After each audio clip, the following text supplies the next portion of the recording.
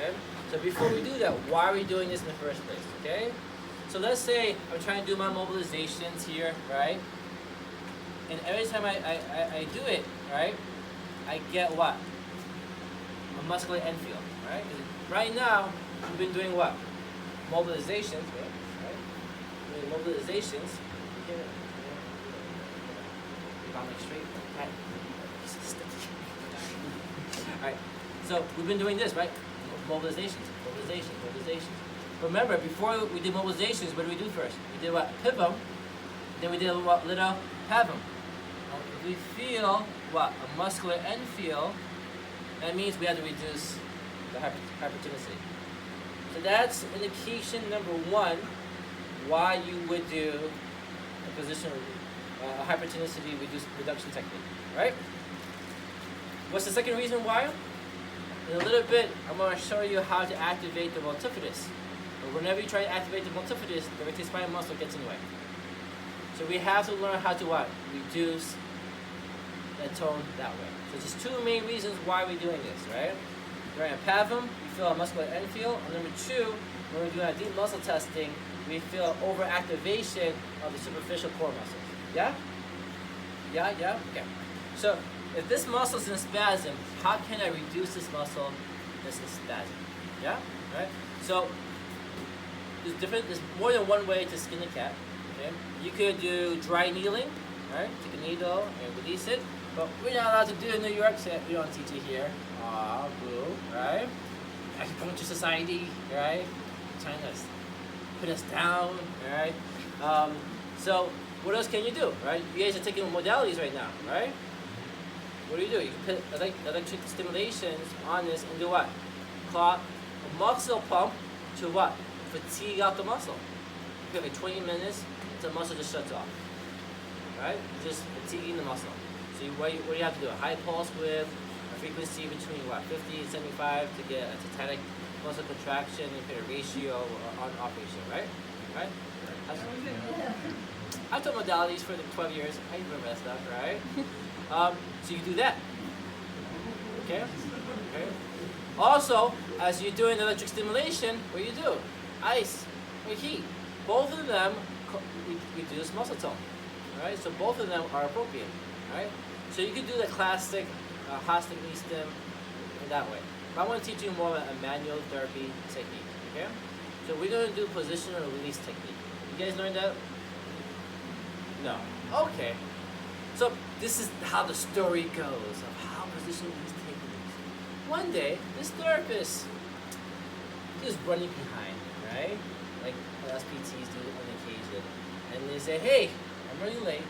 Patient's in a lot of pain. And tell the patient, listen, get in the most comfortable position you can when you're not in pain. Alright? So the patient did some type of weird posturing. Then the therapist came and said, okay, let's stand up and see what you're doing. And the patient was like, I have no pain. What? Right? What happened? Okay? So essentially, third bed here.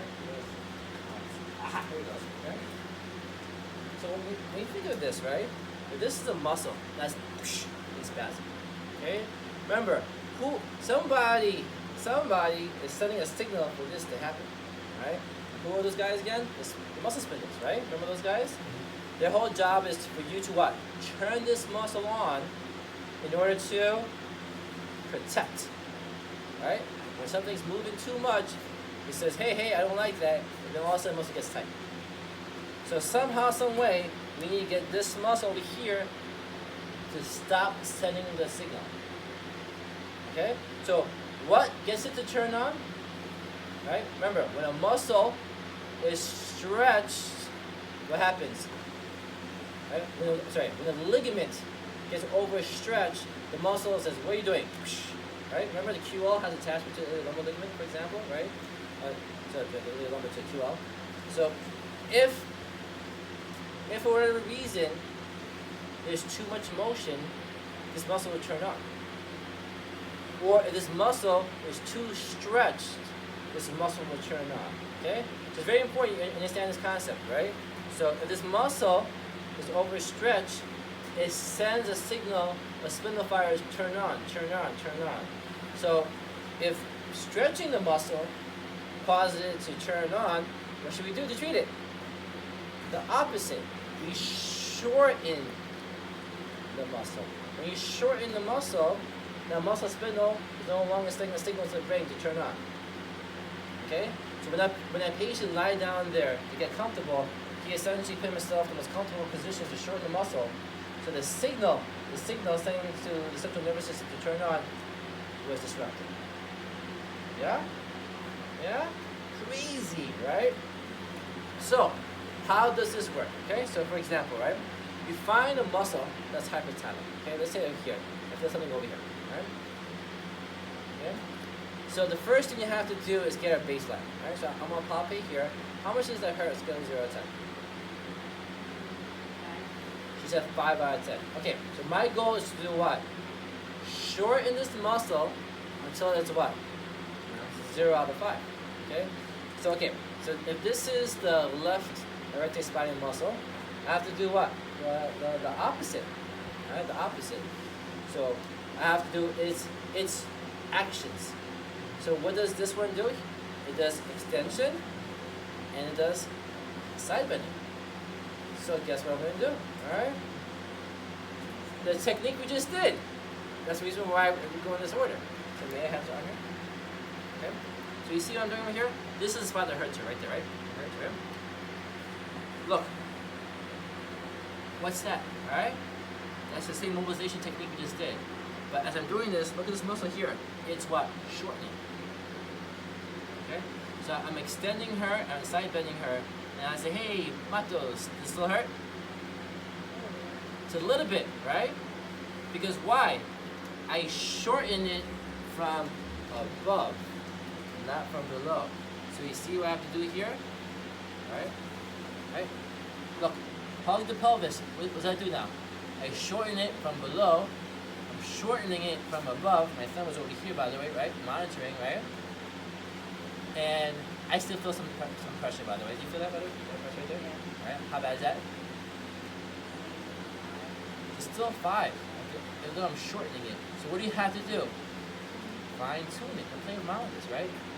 So what I'm doing here, I'm playing around with it until that muscle turns off.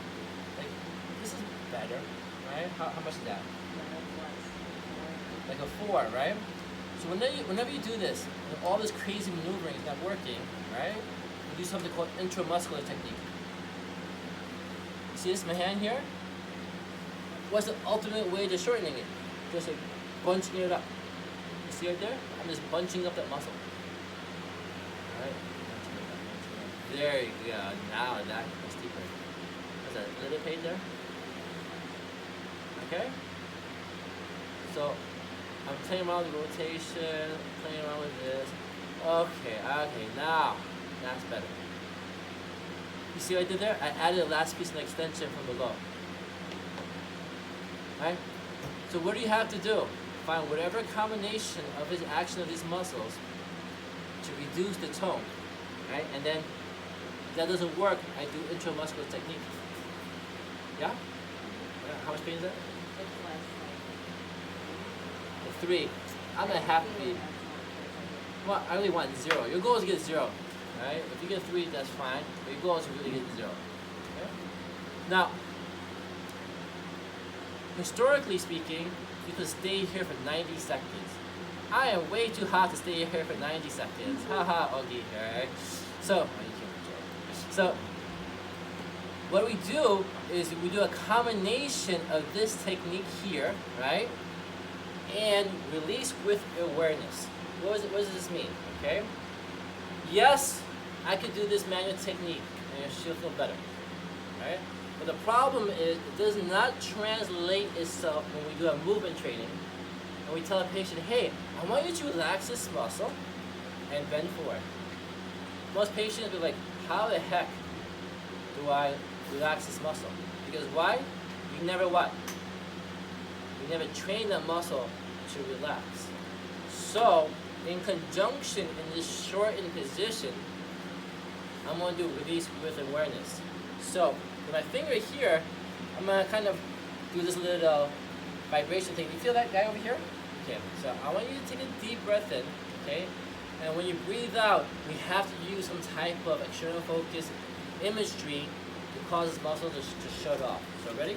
So breathe in for me, and when you breathe out, let my fingers sink in. Let it sink in, let it sink in, okay? That's a common one. Let my fingers sink in. Or breathe in for me.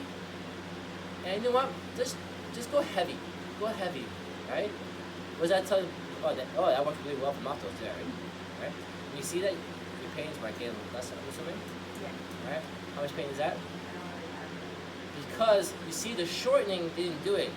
I need to get the cognitive involved, right? So I'm giving any type of cue I could use to get her to shorten this muscle. So let my fingers sink in is a popular one.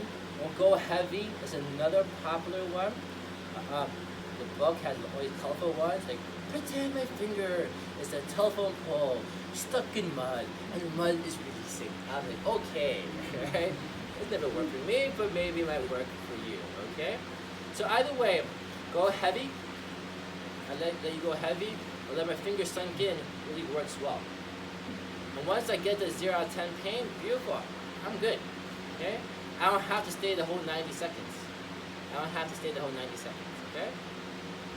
And then, after I'm done, what do? Go back to neutral, palpate the same spot, and see how's that now? Alright?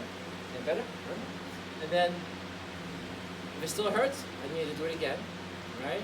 Most patients are going to say, hey, you're not pressing as hard as before. So will you call me a liar? Haha, no. It's just that the tone has now decreased. Okay? So once again, what am I doing?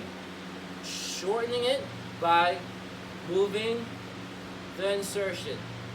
Shortening by moving the origin. Doesn't work? Intramuscular technique. We just bunch up that muscle. Okay? And then I'll do release with awareness, get the rest. Using what? An external focus guided imagery to cause this muscle to relax. Because later, when I do my multifidus training, and if she keeps firing this muscle, I'm saying, relax this muscle. So like, what are you talking about? But now, I'm like, go heavy here. And then she'll remember this. Okay, that's why the release with awareness is important. It serves to, comes back in handy when we do our functional training. Okay? Now, once that pain is gone away, we have this window. The muscle has been a spasm. Remember, when a muscle is a spasm, it's shortened. We need now to do what? Stretch it, lengthen it, right? So now I'm going to do the opposite, right? So, take her hand here. Look, what are we doing here? I'm doing opposite side bending, right? And what's she doing? Flexion. Yeah? So she's doing this and this, okay? Stabilizing the pelvis. Nice and easy. What am I doing here? Doing a nice stretching of this segment over here. Okay? Get a little bit more stretching. Bottom hand here. Push this into a little bit opposite motion. Oh, you scalp, okay. Oh, you're shooting the hinge of the table, okay? So, do that stretching, okay? You're real good. Right, look, my chest is holding here, free hand here, then I'm going to do my fascia release at the same time. Okay? And just to remind you, when you're doing my fascia release, what do? You take your hand here, you push this way, right? And your goal is to look for what? A speed bump, right? Right? The tendon point, trigger point, depends what school of thought you're coming from. You're pushing, and you're trying to essentially strip the muscle to elongate. And if you do this, and you feel no speed bumps, that means we need to go to the next layer. And the way we go to the next layer is not pressing harder, is by changing the angle, right? If I go straight perpendicular, right? I'm in the deepest layer, right? So I was like at almost 20 degrees, and I'm going to go at 45 degrees to get the second and third layer, right? And when I do that, then that's when I feel something over here, right? Feel that, right? So then I'm just going to release it, release it, release it, release it.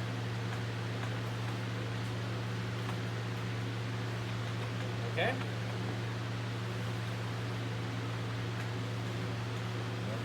After I finish releasing that, once again, the last bit of stretch here. Okay? Yeah. You're not gonna fall off the table.